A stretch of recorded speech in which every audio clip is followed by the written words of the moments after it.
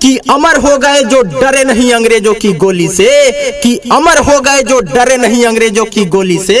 क्रांतिकारियों का सम्मान करते हैं हम टीका चंदन और रोली से। कि फिर से मातृभूमि करा रही है, आवाज निकल रही है देशभक्तों की टोली से। कि फिर से मातृभूमि करा रही है, आवाज निकल रही है देशभक्तों की टोली से। और गांधी को हम बाहर करते हैं इज्जत वाली झोली से। जय हिंद। मैं कवि बाला बिहारी। बहुत लोग ये पूछते हैं कि भगत सिंह के फांसी को गांधी ने क्यों नहीं रुकवाया, और बात भी सही है। अगर गांधी चाहते तो बचा लेते भगत सिंह को, लेकिन आपको पता है गांधी और भगत सिंह एक दूसरे को देखना नहीं चाहते थे। भगत सिंह तो हमेशा गांधी के विरोध में रहते थे। कारण ये था कि इन दोनों का विचार अलग अलग था अंग्रेजों को भगाने के लिए।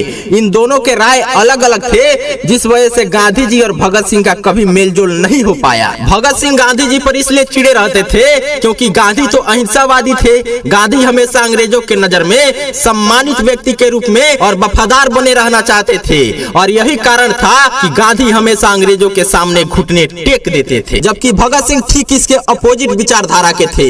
भगत सिंह अंग्रेजों को देखना नहीं चाहते थे।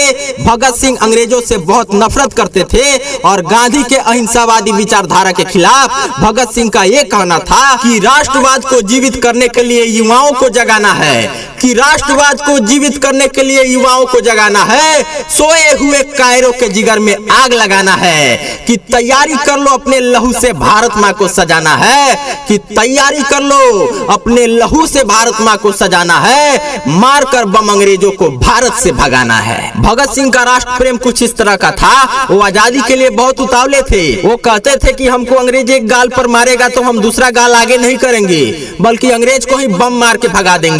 भगत सिंह भारत को आजाद होते हुए अपने आंखों से देखना चाहते थे, और अगर गांधी चाहते तो भगत सिंह अपने आंखों से आजाद भारत को देख भी लेते। हुआ यह था कि 13 अप्रैल 1919 जलियांवाला बाग हत्याकांड ने भगत सिंह को हिलाकर रख दिया था। उसके बाद 1928 में साइमन कमीशन भारत के दौरे पर आया था, और लाहौर स्टेशन पर लाला लाजपत राय के साथ कई लोग साइमन कमीशन का विरोध कर रहे थे, और उग्र प्रदर्शनकारियों को देखते हुए अंग्रेजों ने लाठीचार्ज कर दिया, जिसमें लाला लाजपत राय की मौत हो गई। और इस विरोध प्रदर्शन में भगत सिंह भी शामिल थे। इस लाठीचार्ज को पुलिस अधिकारी एस्कॉर्ट के कहने पर चलाया गया था। फिर क्या था, भगत सिंह और उनके क्रांतिकारियों ने ठान लिया कि अब इस पुलिस अधिकारी को खत्म कर देना है। लेकिन थोड़ी सी चूक की वजह से एस्कॉर्ट के जगह जेपी सैंडर्स मारा गया। उसके बाद भगत सिंह को अंग्रेजी पुलिस खोजने लगी, लेकिन भगत सिंह अंग्रेजी पुलिस को चकमा देने में सफल रहे। और उसके बाद भगत सिंह और बटुकेश्वर दत्त ने ब्रिटिश हुकूमत का विरोध करते हुए सेंट्रल असेंबली में बम फेंक दिया और खुद को सरेंडर कर दिया।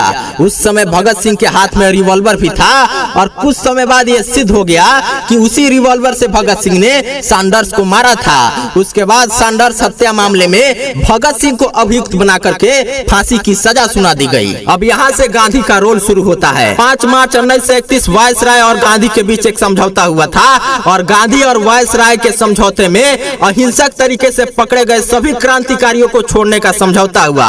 लेकिन गांधी ने भगत सिंह को छुड़ाने के लिए उस समझौते में ब्रिटिश सरकार पर कोई दबाव नहीं बनाया। और उसके बाद से लोग सवाल उठाना शुरू कर दिए कि भगत सिंह जैसे क्रांतिकारी को ये मक्कार अंग्रेज फांसी देने जा रहे हैं, और गांधी उनके साथ बैठकर समझौता कर रहे हैं। उसके बाद गांधी का खूब विरोध हुआ, और उस विरोध को देखते हुए गांधी ने ब्रिटिश सरकार को एक पत्र लिखा और कहा कि भगत सिंह के सजा में जहां तक गुंजाइश हो कर दीजिए। लेकिन ब्रिटिश सरकार ने गांधी के पत्रों को नजरअंदाज किया और कहा कि हम तो आपके साथ समझौता कर चुके हैं, क्योंकि गांधी ने ब्रिटिश सरकार को पत्र लिखने में बहुत देर कर दिया। अगर गांधी चाहते तो जब वायसराय के साथ समझौता कर रहे थे उसी समय भगत सिंह की फांसी रुकवाने की जिद पर अड़ जाते तो भगत सिंह की फांसी कभी नहीं हुआ होता। 23 मार्च 1931 को भगत सिंह सुखदेव राजगुरु को फांसी दे दिया गया, और आजाद भारत को अपने आंखों से देखने का सपना भगत सिंह के लिए सपना ही रह गया। भगत सिंह के फांसी के बाद गांधी ने भगत सिंह के मार्ग को गैर कानूनी बताया, और यही कारण था कि गांधी ने भगत सिंह की फांसी को रुकवाना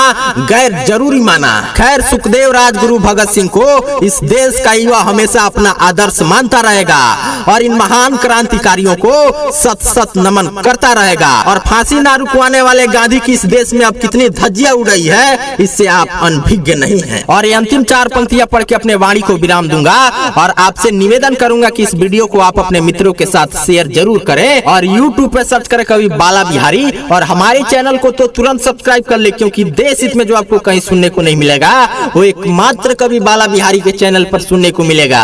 तो बिना देर किए हमारे चैनल को तुरंत सब्सक्राइब कर लीजिए। गौर कीजिए कि अंग्रेजों के आगे झुकने वाले गांधी गाली खाते हैं, कि अंग्रेजों के आगे झुकने वाले गांधी गाली खाते हैं। आओ मित्रों, तुमको ये राज हम बताते हैं कि अपने वतन के लिए जो अपना शीश कटाते हैं, मरकर भी वो मरते नहीं, भगत सिंह बन जाते हैं। जय हिंद, जय भारत, जय श्री राम।